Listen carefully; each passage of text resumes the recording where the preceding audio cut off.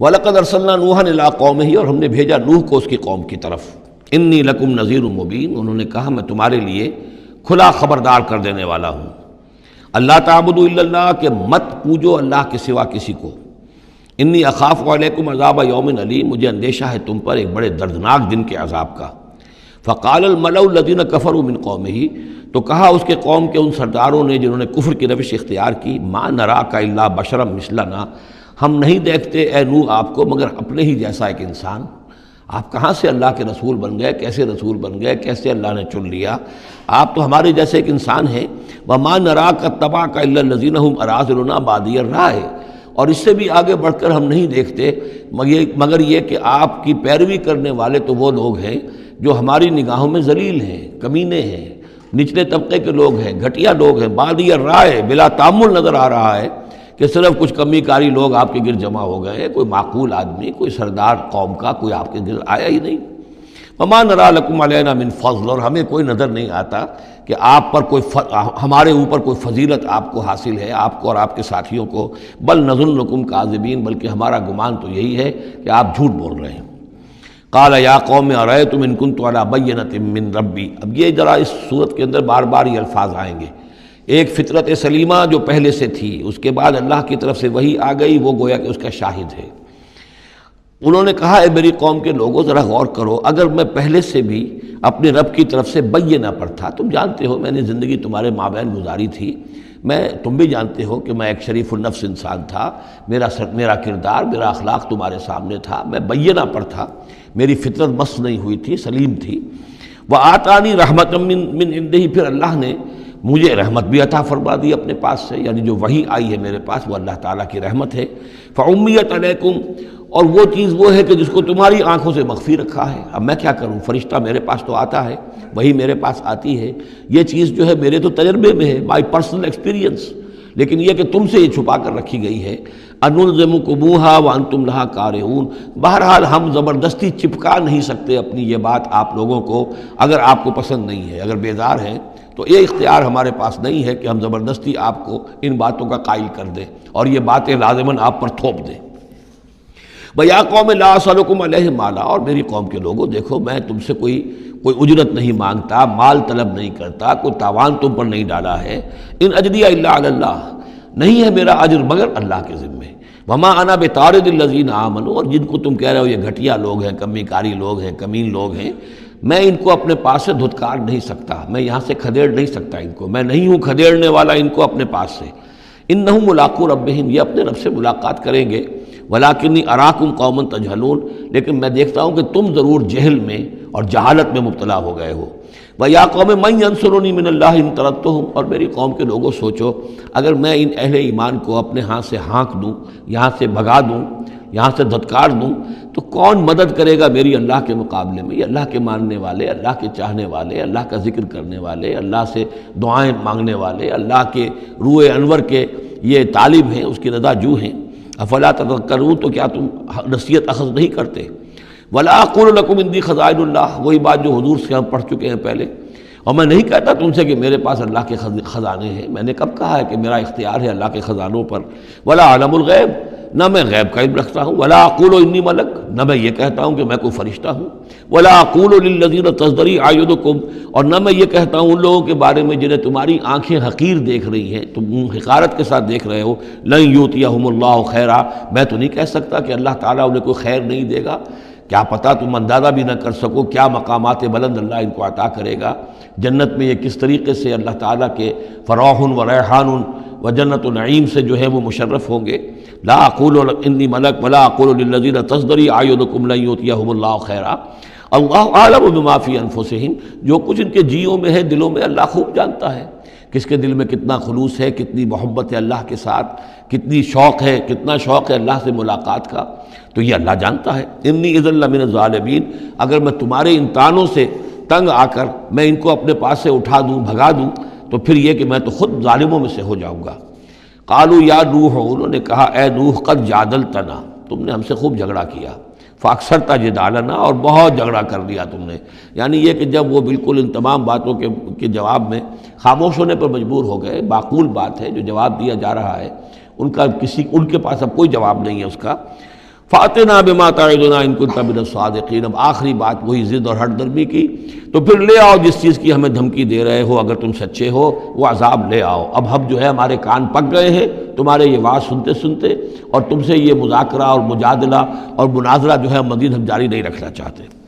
قال انما یاتیکم بہ اللہ ان شاء، انہوں نے فرمایا کہ وہ تو اللہ لے آئے گا وہ عذاب تمہارے اوپر اگر وہ چاہے گا۔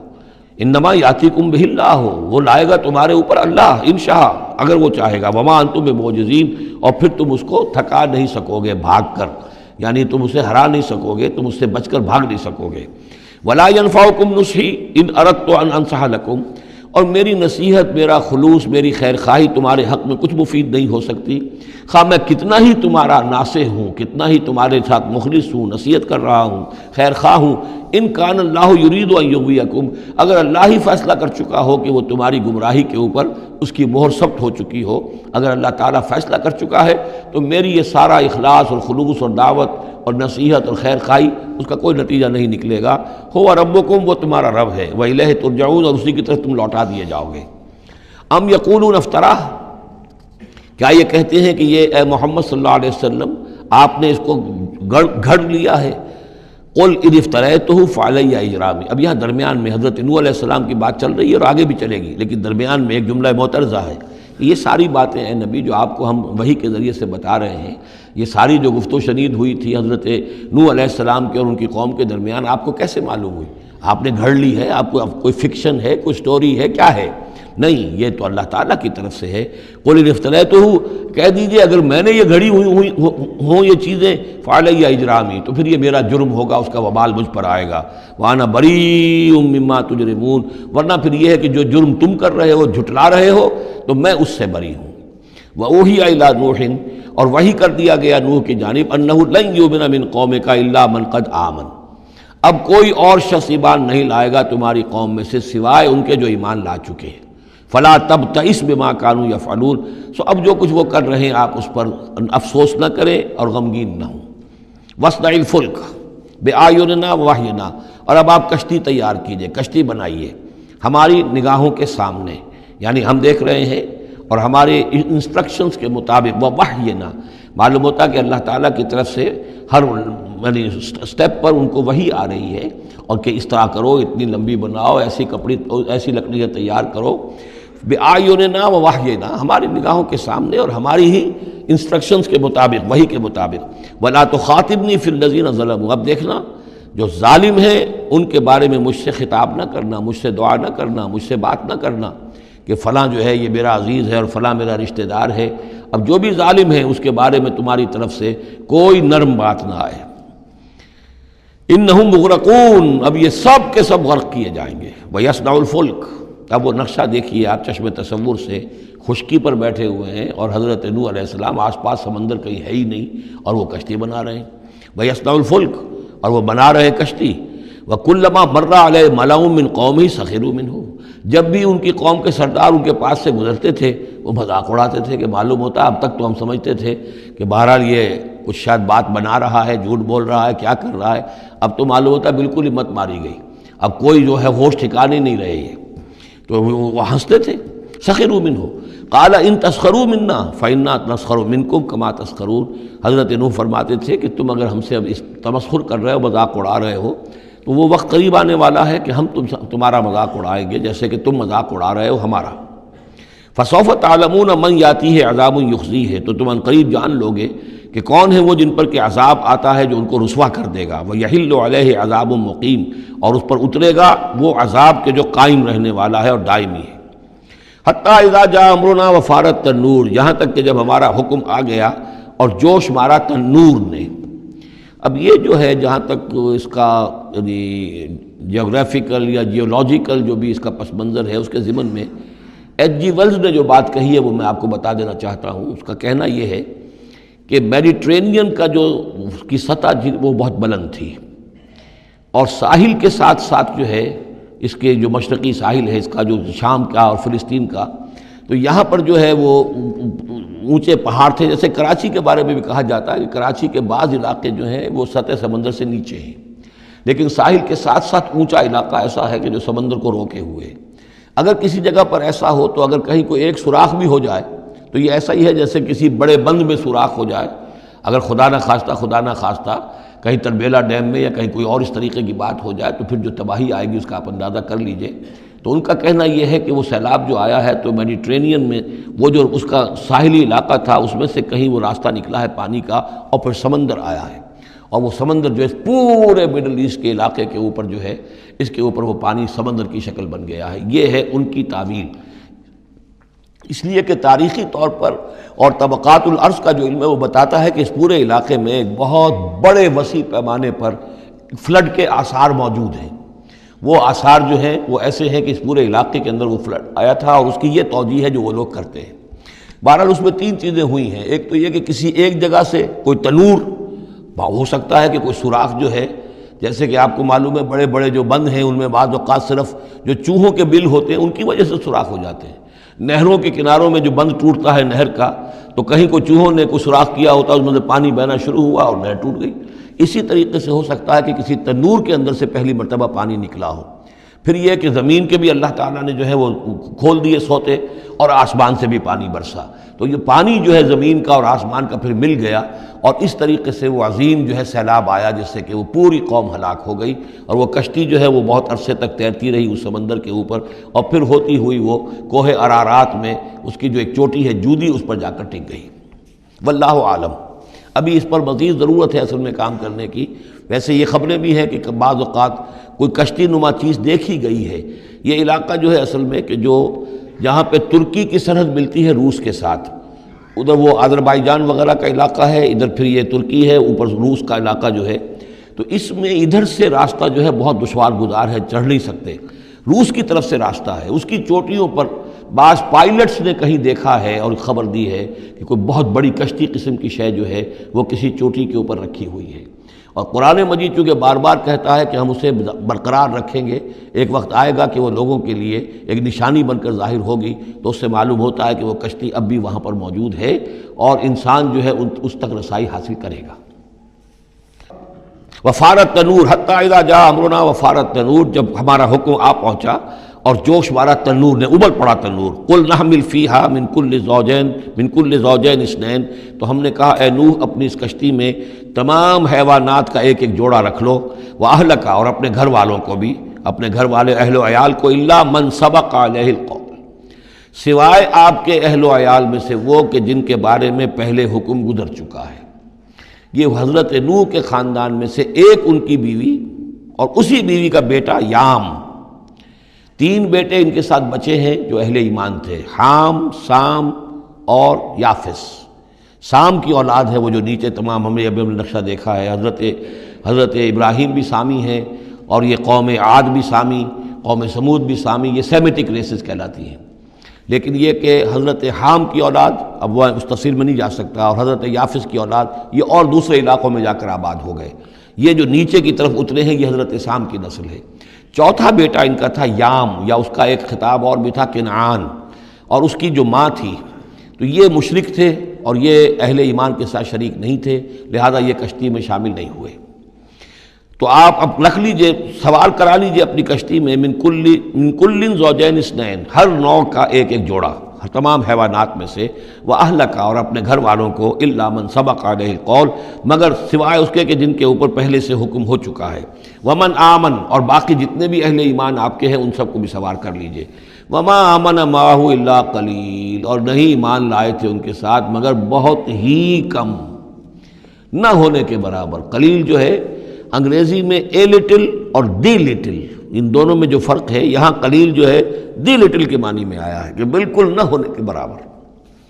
وقال ارکبوا فیہا بسم اللہ مجریہا ومرساہا، اور حضرت نوح نے فرمایا اب سوار ہو جاؤ اس میں، اللہ کے نام کے ساتھ ہی ہے اس کا چلنا بھی اور اس کا لنگر انداز ہونا بھی.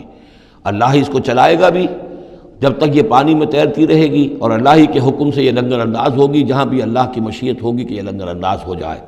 ان ربی لغفور الرحیم، یقین میرا رب غفور الرحیم ہے. وہی تجری بہم فی موج کالجبال، اب وہ کشتی چل رہی تھی ان کو لے کر موجوں میں، اور موجیں پہاڑ جیسی موجیں. ونادى نوح ابنہ، اور نوح نے پکارا اپنے بیٹے کو، اسی کو یام کو یا کنعان کو. وکان فی معزل، اور وہ ایک کنارے کی طرف تھا، یا بنیا ارکب معنا، اے میرے بیٹے آؤ ہمارے ساتھ شریک ہو جاؤ، ولا تکن مع الکافرین، اور کافروں کا ساتھ نہ دو، کافروں کے ساتھ نہ رہو، بلکہ ہماری کشتی میں آ جاؤ۔ قال سآوی الی جبل یعصمنی من الماء، اس نے کہا نہیں نہیں، میں ابھی اس پہاڑ کے اوپر چڑھ جاؤں گا، میں وہاں پہنچ جاؤں گا، وہ مجھے پانی سے بچا لے گا۔ قال لا عاصم اليوم من امر اللہ الا من رحم، حضرت نوح نے فرمایا نہیں، آج کے دن کوئی شے بچانے والی نہیں ہے اللہ کے امر سے سوائے اس کے جس پر اللہ ہی رحم فرما دے۔ وحال بینہم الموج، اور اسی گفتگو کے دوران ایک بڑی سی موج حائل ہوئی ان کے مابین، فکان من المغرقین، اور وہ بیٹا جو ہے ان کی نگاہوں کے سامنے غرق ہو گیا۔ وقیل یا ارض ابلعی ماءک، اور کہہ دیا گیا اے زمین اپنے پانی کو نگل جا، واپس پانی زمین کے اندر جذب ہو جائے۔ کتنا وقت لگا ہوگا یہ اللہ بہتر جانتا ہے، لیکن یہ آخر کار جو شکل بنی ہے کہ زمین کے اندر پانی جذب ہو گیا جو زمین سے آیا تھا۔ وَيَا سَمَاءُ أَقْلِعِي، اور اے آسمان تو بھی اب تھم جا، جو بھی بارش آنی تھی، جو اس طوفان کے لیے، اس کو بھی اختتام کا حکم ہو گیا۔ وَغِيضَ الْمَاءُ، اور پانی سکھا دیا گیا۔ وَقُضِيَ الْأَمْرُ، اور فیصلہ چکا دیا گیا۔ وَاسْتَوَتْ عَلَى الْجُودِي، اور وہ کشتی جو ہے جودی پہاڑ کے اوپر جا کر رک گئی۔ وَقِيلَ بُعْدًا لِلْقَوْمِ الظَّالِمِينَ، اور کہہ دیا گیا ہلاکت اور دوری ہے اس قوم کے لیے کہ جو ظالم تھی، یعنی اب اس کا نسیہ منسیہ ہو گئی، اب اس کا نام و نشان موجود نہ رہا۔ وَنَادَى نُوحٌ رَبَّهُ، اور پکارا نوح نے اپنے رب کو، فقال رب ان ابنی من اہلی، انہوں نے کہا پروردگار میرا بیٹا میرے اہل میں سے تھا، اور تیرا وعدہ تھا میرے اہل کو بچا لے گا۔ وَإِنَّ وَعْدَكَ الْحَقُّ، اور تیرا وعدہ سچا ہے۔ وَأَنْتَ أَحْكَمُ الْحَاكِمِينَ، اور یقیناً تو تمام حاکموں میں سب سے بڑا اور سب سے منصف اور سب سے عادل حاکم ہے۔ قال یا نوح انہ لیس من اہلک، انہوں نے اللہ نے جواب دیا، اے نوح وہ تمہارے اہل میں سے نہیں ہے۔ انہ عمل غیر صالح، اس کے اعمال، اس کا کردار، اس کے عقائد، اس کے نظریات غیر صالح ہیں۔ فلا تسألن ما لیس لک بہ علم، تو اب مجھ سے ان چیزوں کے بارے میں سوال نہ کرو جس کے لیے تمہارے پاس کوئی علم نہیں ہے۔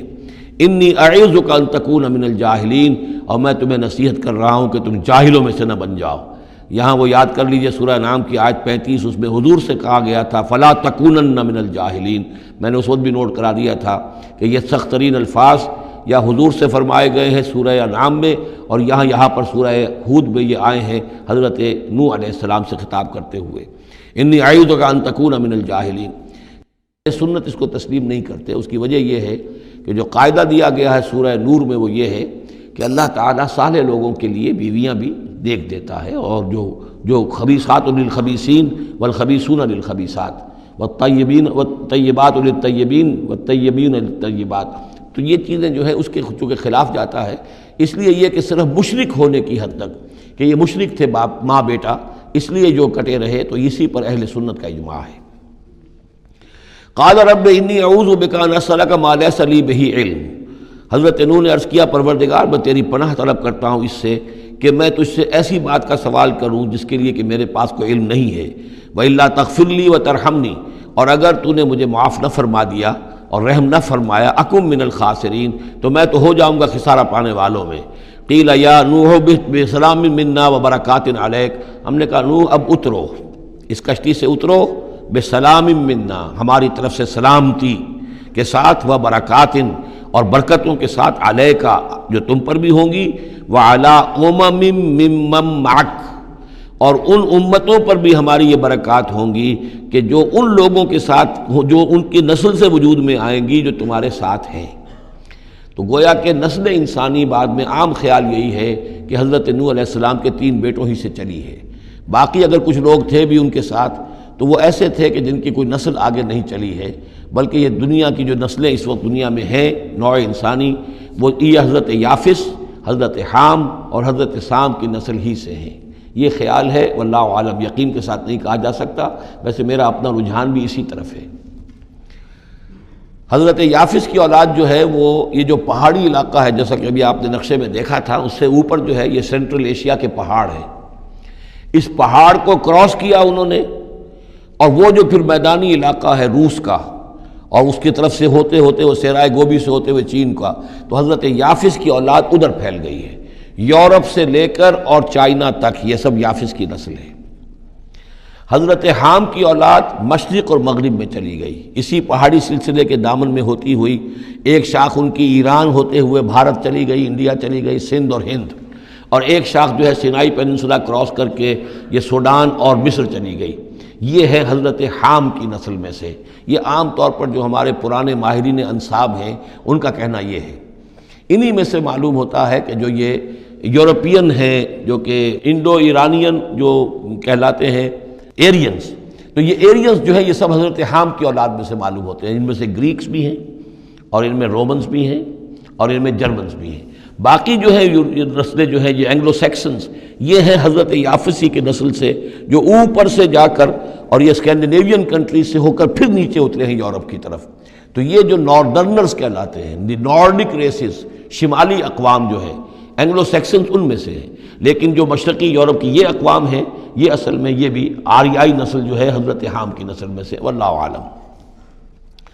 تو یہاں وہ الفاظ آ گئے تھے، قال یا نوح بسلام منا وبرکات علیک وعلی امم ممن معک، ان امتوں اور قوموں پر بھی سلامتی اور برکات جو ان میں سے ہوں گی جو تمہارے ساتھ ہیں، تمہارے ساتھ جو اس کشتی میں سوار ہیں۔